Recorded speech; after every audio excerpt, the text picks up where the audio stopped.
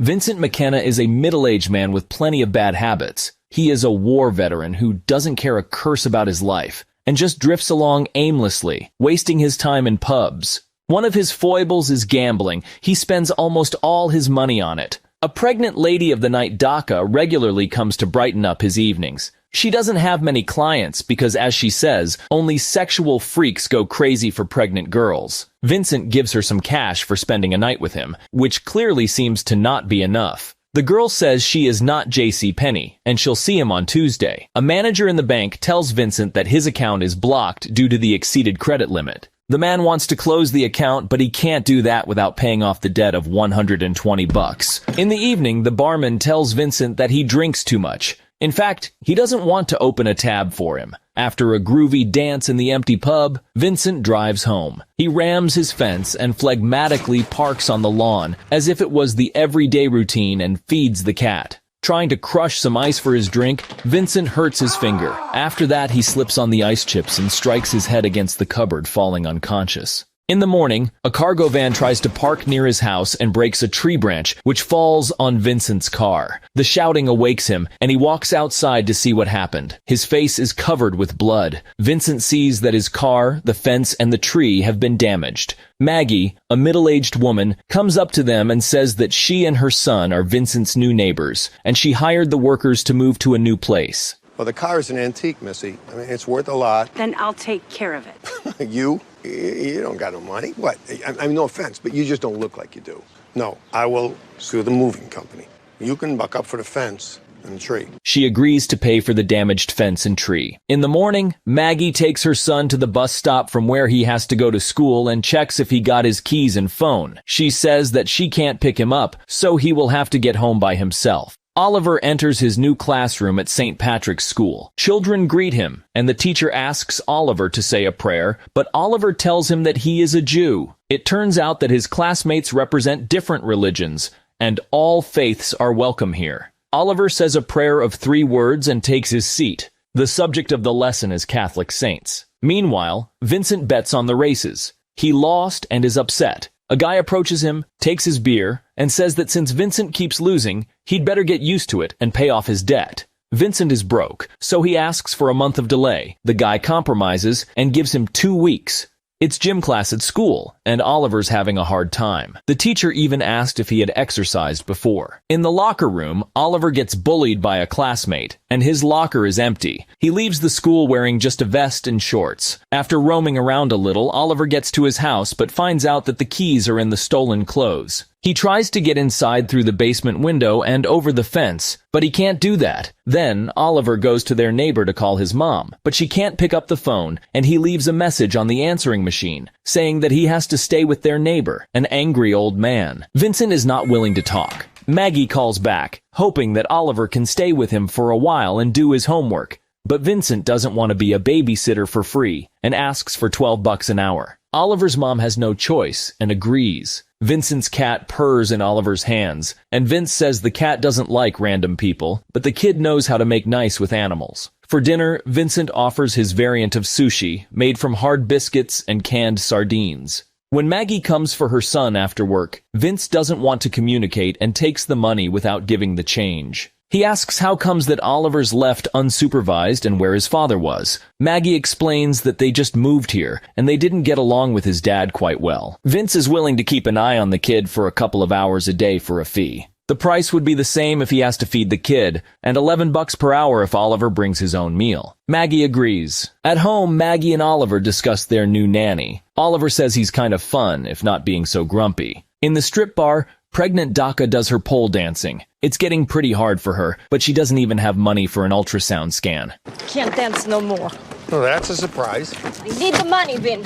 This stupid bump is costing me much money. He's gonna cost you a lot more pretty soon. At school, kids study the concept of a saint. They tell how they understand it and what famous saints they know. Maggie's going to go and pick her son up, but she has to substitute another employee at the hospital, and she's forced to ask Vincent for help.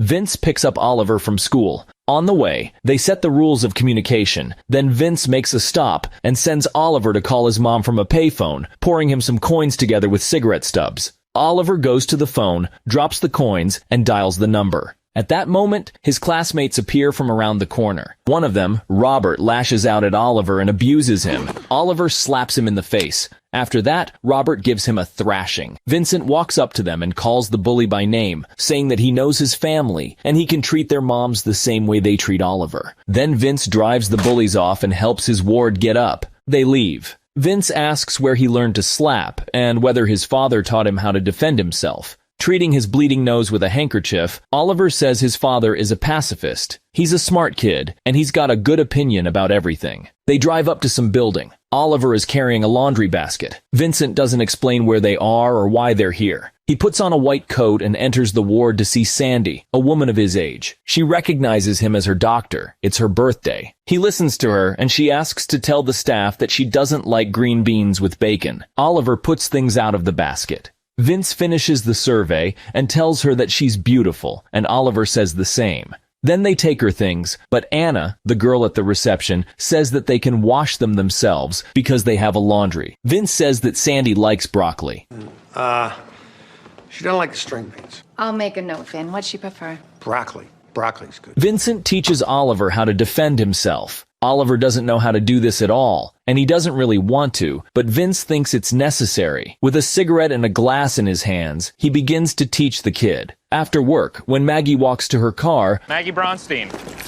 I have mace! Okay, I've got papers. a man approaches and hands her a subpoena from her ex-husband. When she comes to take Oliver, he's sleeping on the couch. Maggie is crying. She's upset by the news of the upcoming trial. She realizes that her husband will seek custody of their son. During the ultrasound scan, Daka learns that she has the girl. She's very pleased to know that. They can't use Vince's insurance to pay for the procedure, and he gives $20 in cash. When Maggie comes for her son, he mows the lawn in Vincent's backyard while he sleeps. Mom's surprised, but that is Vince's way to teach life to the kid. Oliver likes to mow, even though there's not much grass there. During the gym class, Oliver gets attacked by Robert, who smashes his nose with a ball. Oliver gets wild and lashes back at him, screaming and calling him names. He punches the annoying bully in the face and knocks him out. After school, he rushes home to announce this small victory to his mentor. Daka meets him at the door. Oliver demonstrates the blow to Vince several times.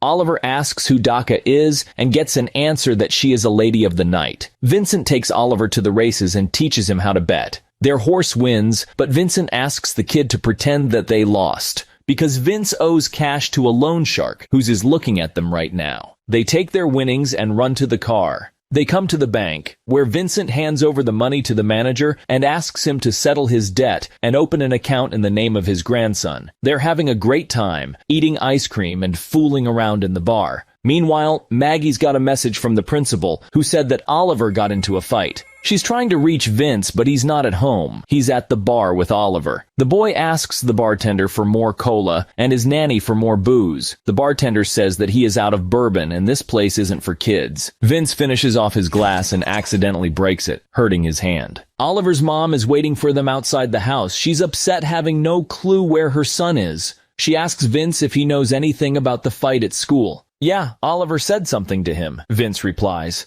She wonders why she doesn't know anything about this, and Vince says that's because she's at work all the time. Maggie pays for the cab, because no one else cares to do that. She comes to meet Oliver's principal and teacher. They ask about their family environment and where the father of the kid is. Maggie tells them that his father is a womanizer and she had to divorce. He never wanted kids, and she can't have a baby herself, so Oliver is their adopted child. Now her ex-husband is going to seek custody of Oliver in court, and he's likely to succeed since he's a lawyer. Maggie really wants her son to keep going to this school. Initiators of the fight, Oliver and Robert Oczynski, scour the toilet bowls. Nasty work unites the boys. They no longer get mad at each other but have a heart-to-heart talk. Robert says that no one calls him by his name, because last year Brother Garagity called him Oczynski, and everybody took that up, which he doesn't like at all. Oliver tells him that his father did bad things to his mother, and they left, so now he doesn't see his dad at all, but misses him very much.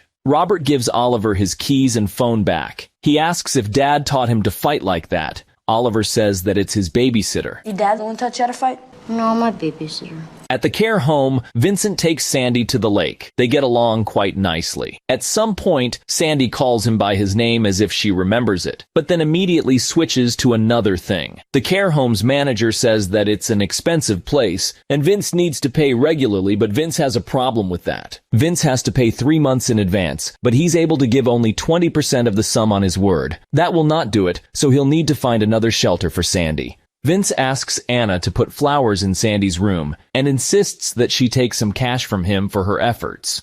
When Anna goes out to collect laundry for washing, he takes a bunch of random cans with medicine out of her desk. Vince asks Daka to sell these meds to someone, but she says that they can get only $100 for them. That is not enough because Vince needs $500. This is for epilepsy, for prostate flaring, and to soften the sheeting. That should have some value. For who? You? But there is no other way, he agrees. After that, he goes to the bank and withdraws $2,700 from Oliver's account, leaving it dry. He bets all the cash on the races and loses. The guy that wants his loan back is waiting for him in his home with a gun. Another guy was searching the house for something of value but found only his wife's jewelry. Vincent takes it away from him. Come on, Vinny! Why do you always have to do things the hard way? It's more interesting. And a lot more painful. Let's do. The loan sharks were going to give the old man a beating, but Vince suddenly went faint and fell to the floor. Thugs decided that he was dying and made off. Nobody picked Oliver up at school. He gets to Vince's house by himself, goes inside, and sees him lying on the floor. Vince is taken to the hospital where Maggie works, and the survey shows a stroke. Vince is undergoing the recovery procedures. At school, children continue to study the saints. Oliver delivers his report. The kids decide who is worthy to be called a saint of the people they know. Daka's waiting for Vincent near his house, and Oliver tells her that he's in the hospital. Maggie asks how Daka and Vincent know each other. Daka says she just works for Vince without going into details. I'm working for this man. Oh, doing what? Working? I'm also a dancer. In the hospital, Vince is learning to talk anew. He struggles very much, but still manages to say that he doesn't want to see that dipshit anymore. That's how he calls the doctor. Out of spite, he flings his stuff to the floor. Today, he has to study for another hour, and his friends are going to have a bite. Daka asks Maggie to give her some cash to get a snack. Is that Vince? Baby? Yeah. I like to stay away from the whole situation. She buys a candy bar from the vending machine, takes another 2 for free, and treats Maggie and Oliver. Daka keeps Vincent's house clean and tidy, and Oliver helps him to study. And the opposite is true. All of Vince's friends teamed up and help him together. Everyone does what he or she can. Oliver managed to bring Felix to the hospital, so Vince got a chance to see his pet. They raced each other in wheelchairs and Vince managed to win. It's time to go home. Vincent walks with a stick. He sees his apartment nice and clean and asks where all his mess is. Where's my dirt?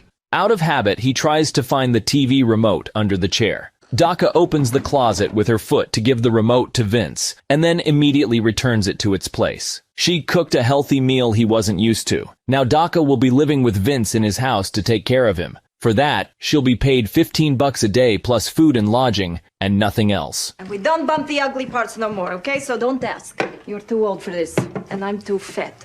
In the courtroom, Maggie answers the judge's questions. The judge asks who Vincent McKenna is. Maggie says that he's their neighbor, and she pays him for working as a babysitter for a couple of hours a day. The judge asks if she knows that he is taking her son to the racetrack and the local bar. Maggie is confused, and it's clear that she hears about it for the first time. The judge takes out a folder with photos of Daka and Oliver, and Maggie says that Daka works for Vince. Oliver whispers to his mother that Daka is a lady of the night, and even the lawyer is stunned by this fact. Your Honor, I need a few minutes to confer with my client. I imagine you do. After the trial, Maggie talks to her son resentfully. She can't wrap her head around horse racing, bars, and a stripper, but Oliver has learned that everything makes sense. The horse betting taught him some math, time spent in a bar is like sociology, and Daka's lifestyle is about biology and commerce. Maggie's in a hurry to see Vince. She's mad at him and thinks it is his fault that both parents now have custody of her son. But Vince says it was her mistake to entrust Oliver to a man like him, and the kid needs some more than an overworked mother. Maggie says that Oliver will never come again and leaves. Vince's answering machine has 7 messages. They're from the care center. Anna says she has some bad news about Sandy. Vincent immediately understands everything. He feels weak and cries openly. Daka takes him to the care center. There's another woman in Sandy's room. The manager gives Vincent a box with a sign saying Sandy McKenna. It's all her things. Vince wants to know where Sandy is. He is told that Sandy died a few weeks ago, and since they couldn't reach him, they did everything as he ordered and cremated her. Her ashes are in the box.